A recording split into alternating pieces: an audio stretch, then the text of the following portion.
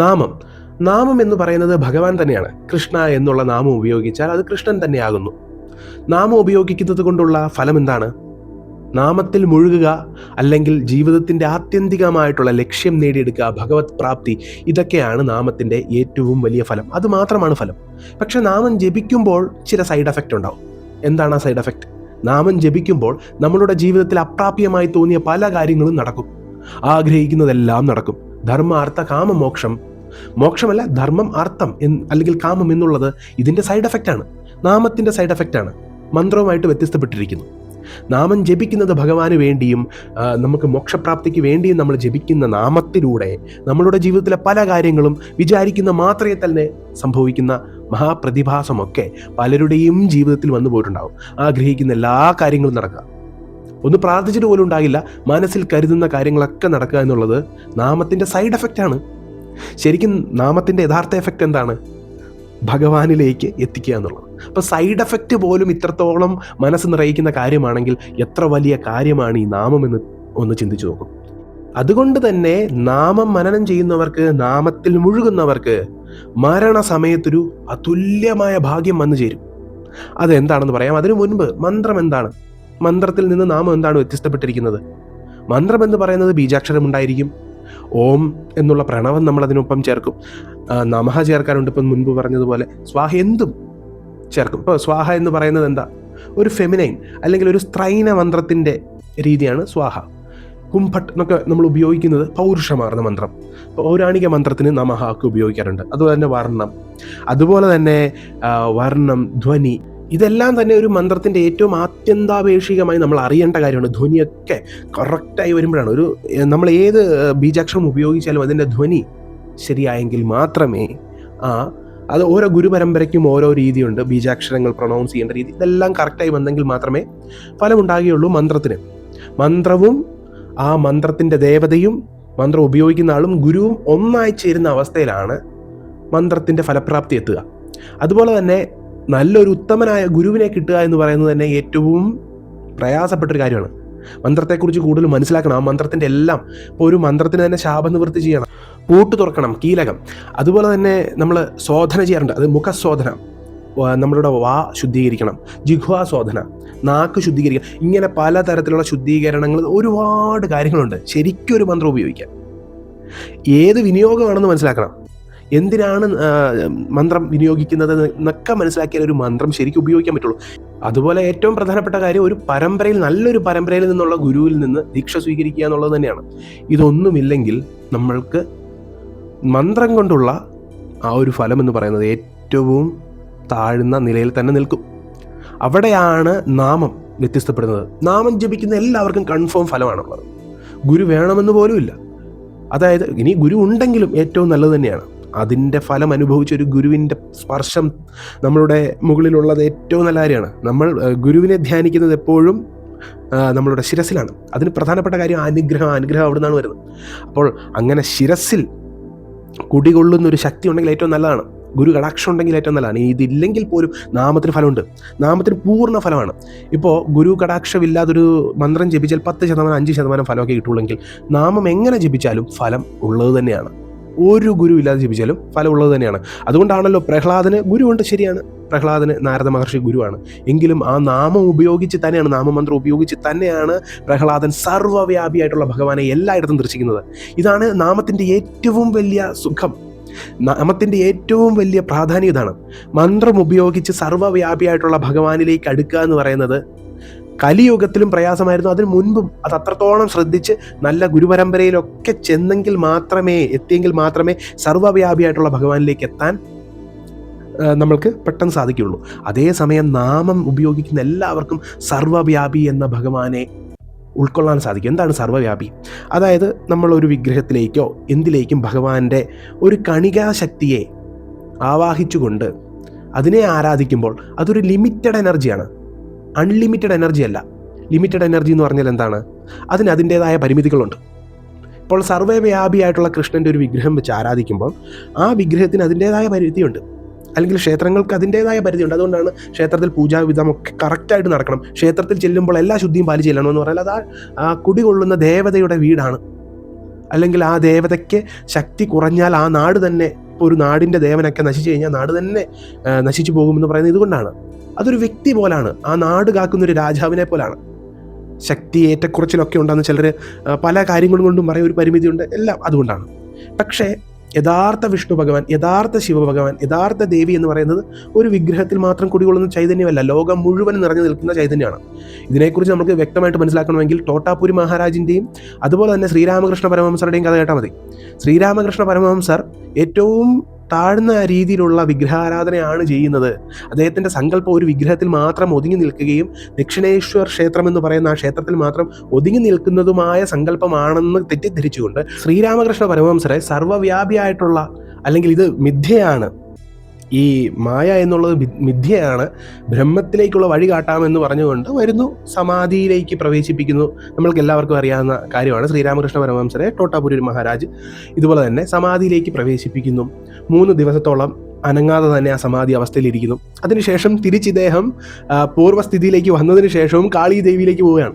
അതായത് ഏത് രൂപത്തിൽ നിന്നാണോ ഇദ്ദേഹം മോചിപ്പിച്ചത് അതേ രൂപത്തിലേക്ക് ശ്രീരാമകൃഷ്ണ പരമഹംസർ വന്നുകൊണ്ട് വീണ്ടും കാളി ദേവി ആരാധിക്കുകയാണ്, ഒരു വിഗ്രഹത്തെ ആരാധിക്കുകയാണ്. അപ്പോൾ ഇത് കണ്ടപ്പോൾ തോട്ടാപുരി മഹാരാജ് ചിന്തിച്ചു, ഇത് എന്തവസ്ഥയാണ്, സർവമായിട്ടുള്ള ആ സമാധി അവസ്ഥയിൽ എത്തിയിട്ടും ഇദ്ദേഹം വീണ്ടും വന്ന് ഈ കാളി ദേവി ആരാധിക്കുകയാണല്ലോ എന്ന് ചിന്തിച്ചുകൊണ്ടിരിക്കുമ്പോൾ ഇദ്ദേഹത്തിന് വയറ്റുവേദന വരുന്നു.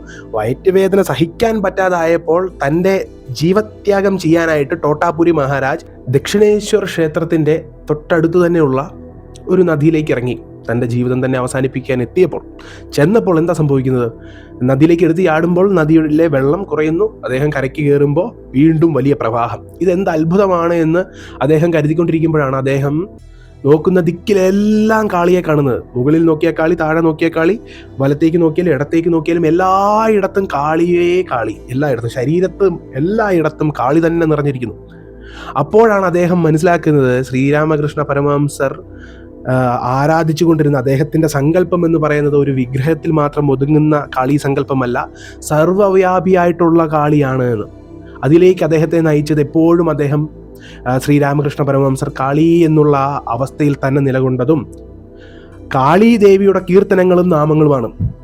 അദ്ദേഹം മന്ത്രങ്ങൾ ഉപയോഗിച്ചിട്ടുണ്ട്. അദ്ദേഹത്തിന് പലതരത്തിലുള്ള സന്യാസ രീതിയിലുള്ള പല പരമ്പരയിൽ നിന്നുള്ള ദീക്ഷ പോലുമുണ്ട്.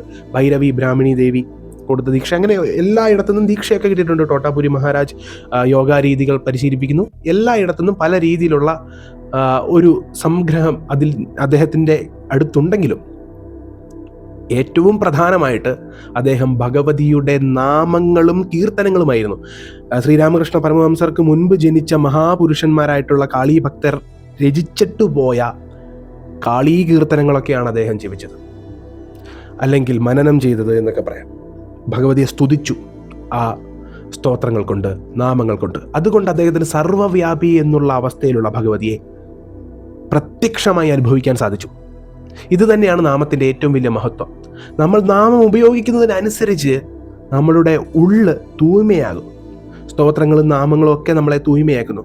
ശരീരത്തെയും മനസ്സിനെയും ആത്മാവിനെയും തൂയ്മയാക്കുന്ന നമ്മളുടെ ഈ ജന്മം സർവ്വവ്യാപിയായിട്ടുള്ള ഭഗവാനെയും അനുഭവിക്കത്തക്ക രീതിയിലേക്കുള്ള പരിവർത്തനം നമ്മളുടെ ഉള്ളിലുണ്ടാകുന്നു. അങ്ങനെ നമ്മൾ എല്ലായിടത്തും നിറഞ്ഞു നിൽക്കുന്ന ഭഗവതിയെ അനുഭവിക്കാൻ തുടങ്ങുന്നു.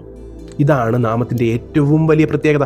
അതുകൊണ്ടാണ് ശിവശിവ എൻകിലാർ തീവിനയാൾവാർ എന്ന്, ശിവശിവ എന്നുള്ള നാമമാണ് ഏറ്റവും വലിയ കാര്യം. ഞാൻ ഇത്രയും മന്ത്രങ്ങൾ നിങ്ങൾക്ക് പകർന്നു നൽകി, പലതരത്തിലുള്ള മന്ത്രങ്ങളുടെ വിധാനം എല്ലാം പറഞ്ഞു. പക്ഷെ തിരുമൂലർ അവസാനം പറയുന്നു, ഇതിൻ്റെ എല്ലാം ഏറ്റവും പരമമായ അവസ്ഥ ശിവശിവ എന്നുള്ള നാമമാണ് ഏറ്റവും വലിയ അവസ്ഥ. കാര്യം സാധാരണപ്പെട്ട ഒരാൾക്ക് എല്ലാം ഒരേപോലെ പോയാൽ, ഒരു മന്ത്രം ജപിക്കുമ്പോൾ ഗുരുവും ആ തരുന്ന മന്ത്രവും അതിൻ്റെ പൂട്ട് തുറക്കുന്നതും എല്ലാം നല്ല രീതിയിൽ വന്നെങ്കിൽ മാത്രമേ ഒരു മന്ത്രം കൊണ്ട് ആത്മീയമായിട്ടുള്ള ഫലങ്ങളുള്ളൂ. പക്ഷെ അതേസമയം ഒരു നാമത്തെ സംബന്ധിച്ചിടത്തോളം നാമം എങ്ങനെ ജപിച്ചാലും അതിന് ഫലമുണ്ട്. അപ്പോൾ നാമം ജപിക്കുമ്പോൾ നമ്മളുടെ അവസാന സമയത്ത്, നമ്മളുടെ ജീവിതത്തിൻ്റെ അവസാന സമയത്തുണ്ടാകുന്ന ഫലം എന്തൊക്കെയെന്ന് നോക്കിയാൽ, ഭഗവത്ഗീത 8-ാം അധ്യായം 5-ാം ശ്ലോകത്തിൽ ഭഗവാൻ പാർത്ഥനോട് പറയുന്നു, അല്ലയോ പാർത്ഥ, ആരാണോ അവൻ്റെ അവസാന സമയത്ത്, മരണസമയത്ത് എന്നെ സ്മരിക്കുന്നത് അവൻ എൻ്റെ ഭാവം വന്നു ചേരും. ഇതിൻ്റെ ഉദാഹരണമായി നമ്മൾക്ക് പുരാണത്തിൽ ഒരു കഥയും കാണാൻ സാധിക്കും, അജാമിലൻ്റെ കഥ. അജാമിലൻ്റെ കഥയിൽ എന്താണ് പറയുന്നത്? അജാമിലൻ ഒരുപാട് തെറ്റുകളൊക്കെ ചെയ്ത ഒരാളായിരുന്നു. അവസാനം മരണസമയത്ത് അദ്ദേഹത്തെ കൂട്ടിക്കൊണ്ടുപോകാൻ യമദൂതന്മാരെത്തുമ്പോൾ അദ്ദേഹം തൻ്റെ പുത്രനായിട്ടുള്ള നാരായണനെ സ്മരിച്ചുകൊണ്ട് നാരായണനെ വിളിക്കുകയാണ്. നാരായണ എന്ന് വിളിക്കുക, പുത്രനെയാണ് വിളിക്കുന്നത്. പക്ഷെ സർവ്വതും കൈവിട്ട് ഒരു അഭയം അല്ലെങ്കിൽ ഒരു ശരണഭാവത്തോടു കൂടി, അല്ലെങ്കിൽ നമ്മൾ പറയും ആത്മനിവേദനത്തോടു കൂടി എന്നെ രക്ഷിക്കണേ എന്നുള്ള ഭാവത്തിൽ മകനെ വിളിച്ചപ്പോൾ ആ നാരായണ എന്നുള്ള നാമത്തിൻ്റെ യഥാർത്ഥ കാരകനായിട്ടുള്ള, യഥാർത്ഥ സത്യമായിട്ടുള്ള സാക്ഷാൽ നാരായണൻ തന്നെ അവിടെ കനിഞ്ഞു എന്നുള്ളതാണ്. മകനെയാണ് വിളിച്ചതെങ്കിലും സാക്ഷാൽ നാരായണൻ്റെ അനുചാരകരെ അവിടെ വിടുകയാണ്. അപ്പോൾ യമദൂതന്മാർ അവിടെ നിന്ന് പോകുന്നു. അതിനു പകരം അവിടെ മഹാവിഷ്ണു ഭഗവാന്റെ ദൂതന്മാരെത്തുന്നു. അങ്ങനെ അദ്ദേഹത്തെ വൈകുണ്ഠത്തിലേക്ക് കൊണ്ടുപോയി എന്നുള്ളതാണ് ചരിത്രം. അത്രത്തോളം തെറ്റ് ചെയ്ത ഒരാൾ പോലും അവസാന സമയത്ത് നാരായണ നാമം സ്മരിച്ചതുകൊണ്ട് ഇത്രത്തോളം ഫലമുണ്ടായി. ഇനി അടുത്ത ശ്ലോകത്തിൽ ഭഗവാൻ വേറൊരു കാര്യം പറയുന്നുണ്ട്. ഭഗവത്ഗീത 8-ാം അധ്യായം 6-ാം ശ്ലോകത്തിൽ ഭഗവാൻ പറയുന്ന കാര്യം, ഒരാൾ മരിക്കുന്ന സമയത്ത് അയാളുടെ അന്ത്യനിമിഷത്തിൽ എന്താണോ അയാൾ സ്മരിച്ചുകൊണ്ട് മരിക്കുന്നത് അയാൾ അതായി തീരും അടുത്ത ജന്മത്തിൽ എന്നാണ്. ഒരാളിപ്പോൾ ഒരു പുഴുവിനെ സ്മരിച്ച് ആണ് മരിക്കുന്നതെങ്കിൽ പുഴുവായി തീരും. ഒരാൾ ഒരു വ്യക്തിയെ സ്മരിക്കുന്നു, അല്ലെങ്കിൽ എന്ത് കാര്യത്തെ സ്മരിക്കുന്നു, അതായിത്തീരും. നമ്മൾ ഒരുപാട് തെറ്റ് ചെയ്ത ഒരു വ്യക്തിയാണെങ്കിൽ നമ്മൾ ചെയ്ത ആ കൊടിയ പാപമൊക്കെ നമ്മളുടെ മനസ്സിന് മുന്നിൽ വരും മരിക്കുന്ന സമയത്ത്. അപ്പോൾ നമ്മൾ ചെയ്ത ആ കൊടിയ പാപത്തെ ഓർത്ത് നമ്മൾക്ക് ദുഃഖമുണ്ടെങ്കിൽ, അത് അനുഭവിച്ച ആളെ ഓർത്ത് നമ്മൾക്ക് ദുഃഖമുണ്ടെങ്കിൽ, അയാൾ അനുഭവിച്ച അതേ കഷ്ടതകൾ അനുഭവിച്ചുകൊണ്ട് നമ്മൾ വീണ്ടും ചിരിക്കും. നമ്മൾ ഒരു ജന്മത്തിൽ ഏറ്റവും ആസ്വദിച്ച് ചെയ്തത് എന്താണോ, മറ്റൊരാളെ പീഡിപ്പിക്കലാണോ, മറ്റൊരാളെ താഴ്ത്തിക്കാട്ടലാണോ, മറ്റൊരാളെ വെറുക്കലാണോ, അല്ലെങ്കിൽ എപ്പോഴും ദുഷിച്ചത് തന്നെ പറച്ചിലാണോ, ഇതൊക്കെ അനുഭവിക്കുന്ന ഒരാളായിട്ട് നമ്മൾ അടുത്ത ജന്മത്തിൽ മാറും. എങ്കിൽ അതേ സമയം നമ്മൾ സദാസമയം നാമം ജപിക്കുകയും എല്ലാം ഭഗവാനിൽ അർപ്പിച്ചുകൊണ്ട് നന്മകൾ ചെയ്യുന്നതുമായ ഒരു വ്യക്തിയാണെങ്കിൽ, നമ്മൾ അവസാന സമയത്ത് ഭഗവാനെയാണ് സ്മരിക്കുന്നതെങ്കിൽ മുക്തി ലഭിക്കും. നമ്മൾ പലരും പറയാറുണ്ട്, ഒരുപാട് തെറ്റുകൾ ചെയ്തിട്ടും അയാളെ ദൈവം ഉയർത്തിക്കൊണ്ടിരിക്കുകയാണ്, പന പോലെ വളർത്തുകയാണ്. പക്ഷെ നമ്മൾ അവിടെ മനസ്സിലാക്കണം, മരണസമയത്താണ് ഇതെല്ലാം വരുന്നത്. അവസാന സമയത്ത് ചെയ്ത തെറ്റുകളെല്ലാം നമ്മളൊരു നരകം പോലെ അനുഭവിക്കും. അപ്പോൾ നമ്മൾ സ്മരിക്കും, അതായി നമ്മൾ മാറും. നമ്മൾക്ക് ഭഗവാനെ സ്മരിക്കണമെങ്കിൽ, അവസാന സമയത്ത് ഭഗവാനെ സ്മരിക്കണമെങ്കിൽ ഒരു തെറ്റും ചെയ്യാത്ത ആളായിരിക്കണം, എപ്പോഴും നാമം ജപിച്ച ഒരാളായിരിക്കണം. ഒരു ദിവസം അരമണിക്കൂറെങ്കിലും നാമം ജപിച്ചാൽ, അരമണിക്കൂറൊക്കെ മതി, അരമണിക്കൂർ 45 മിനിറ്റ്, 1 മണിക്കൂറൊക്കെ ജപിക്കുന്ന ഒരാൾ, നിത്യമായി നാമം ജപിക്കുന്ന ഒരാളാണെങ്കിൽ തീർച്ചയായിട്ടും അയാൾ ആ സമയത്ത്, അവസാന സമയത്ത് ഭഗവാന്റെ നാമം സ്മരിച്ചിരിക്കും. ഭഗവാന്റെ നാമം സ്മരിക്കുക എന്ന് പറഞ്ഞാൽ ഭഗവാനെ സ്മരിക്കലാണ്. നാമവും ഭഗവാനും തമ്മിൽ ഒരു വ്യത്യാസവുമില്ല. നാമം ജപിച്ചാൽ ഫലമുണ്ട് എന്നുള്ളത് ഭാഗവതത്തിൽ തന്നെ എത്രയോ തവണ പറയുന്നതാണ്. കലികാലത്തിൽ, കലിയുഗത്തിൽ നാമവും സ്തോത്രവുമാണ് ഒരു മനുഷ്യനെ രക്ഷിക്കാൻ പോകുന്നത്. അതുകൊണ്ട് തന്നെയാണ് മഹാഗുരുക്കന്മാരെല്ലാം തന്നെ, ഇപ്പോൾ തുക്കാറാം മഹാരാജ് അവസാന സമയം വരെ വിട്ടല വിട്ടല വിട്ടല എന്ന് ജപിച്ചുകൊണ്ടിരുന്നത്. അതുകൊണ്ട് എന്ത് സംഭവിച്ചു? അദ്ദേഹത്തെ കൊണ്ടുപോകാൻ വൈകുണ്ഠത്തിൽ നിന്ന് വിമാനം എത്തിയെന്നാണ് പറയുന്നത്. ഇത് എത്രത്തോളം ആളുകൾ വിശ്വസിക്കുമെന്ന് അറിയില്ല, പക്ഷേ അവിടെ കൂടിയെന്നവർ പറയുന്നത്. അതുപോലെ തന്നെ നാമം ജപിച്ച പലരുടെയും ജീവിതം അത്ഭുതകരമായി മാറിയിട്ടുണ്ട്. നാമത്തിന് അത്രത്തോളം ഫലമുണ്ട്. ഞാൻ പറഞ്ഞല്ലോ, നാമത്തിൻ്റെ ആത്യന്തികമായിട്ടുള്ള ഫലം ഭഗവാനിലേക്കുള്ള പ്രയാണമാണ്. അതിൻ്റെ ഇടയ്ക്ക് സംഭവിക്കുന്ന ചില സൈഡ് എഫക്റ്റാണ് നമ്മളുടെ ജീവിതത്തിൽ സംഭവിച്ചു പോകുന്ന പല കാര്യങ്ങളും. അത്രയും മഹത്കരമായിട്ടുള്ള നാമത്തെ നമ്മൾ ജപിക്കും തോറും നമ്മൾ ഉയർന്നുകൊണ്ടിരിക്കും. മന്ത്രം യഥാർത്ഥ ഒരു ഗുരുവിൽ നിന്ന് ലഭിച്ചാൽ, മന്ത്രം തന്നെ പല വിധത്തിനുണ്ട്, പല വിനിയോഗങ്ങൾക്കുണ്ട്, പല കാര്യങ്ങൾ നടത്തിയെടുക്കാനുണ്ട്.